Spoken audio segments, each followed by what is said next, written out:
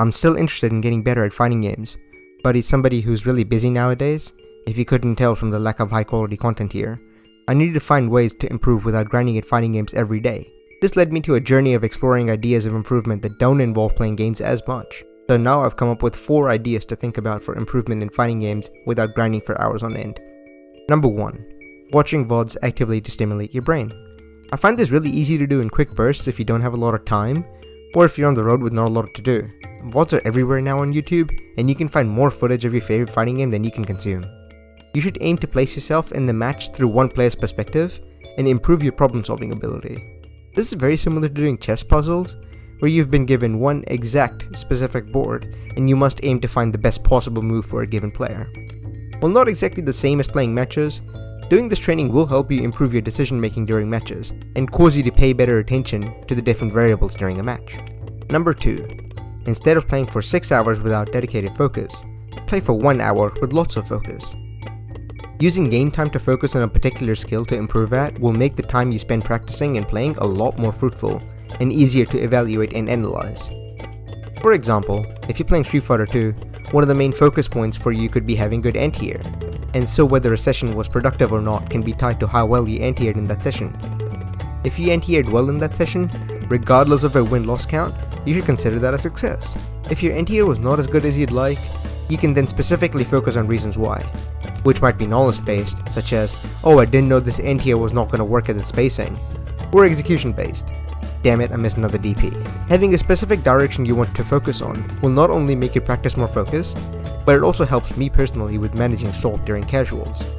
My focus is no longer on winning, but at improving at the aspect I want to think about. It's incredibly hard to detach yourself from the result and focus on your journey. It sounds like some Buddhist ideal somebody would frame and post on their wall, but I think it's really important practice to redirect your efforts onto a specific aspect of improvement than playing for hours and not feeling like you have much to show for it. I do want to add, however, that playing without purpose can be fun just to relax, but if you're serious about improving, you need to structure your time wisely, and have clear objectives for what you're doing when you're spending that time. Number 3. If you can't find something to improve upon, take a break. There's no use grinding when you don't know why you're grinding in the first place. Grinding mindlessly makes it easier to focus on an overall win-loss ratio without a lot of dedicated focus towards improvement. When you take a break, your mind is more capable of thinking about the game in a holistic manner, and you are no longer focused on that win-loss ratio. For me, whenever I take a break from a fighting game, if I'm drawn back to it, it's because I had some idea to try in matches, or I identified a key aspect of my play I wanted to improve on. This renews my motivation to play the game, and gives me a specific direction to improve. Watch your own VODs later. Watching your own VODs is the easiest, if also the most painful, ways to find aspects and direction to improve. You can notice the mistakes you make during matches, and isolate specific aspects you want to focus on. Similar to watching high-level VODs in the first point, watching your own VODs can be done in your own free time. While watching dedicated first 2 or 3 sets from tournaments can be the most valuable, as it is the assessment you are training well to perform in, even if I have an hour-long VOD of casuals of the same matchup, I will still only really watch 1 to 2 matches in depth, because the interactions I play in the match don't change very often from match to match in one long session.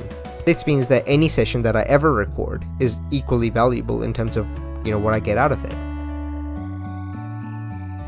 There's obviously worth in grinding matches out against real opponents to build muscle memory for good habits, and to practice making better decisions in real time. However, if you don't have a lot of time, you must learn to prioritize your time for the most important actions you need to take to facilitate your learning. Hopefully some of this was useful. Thanks for watching.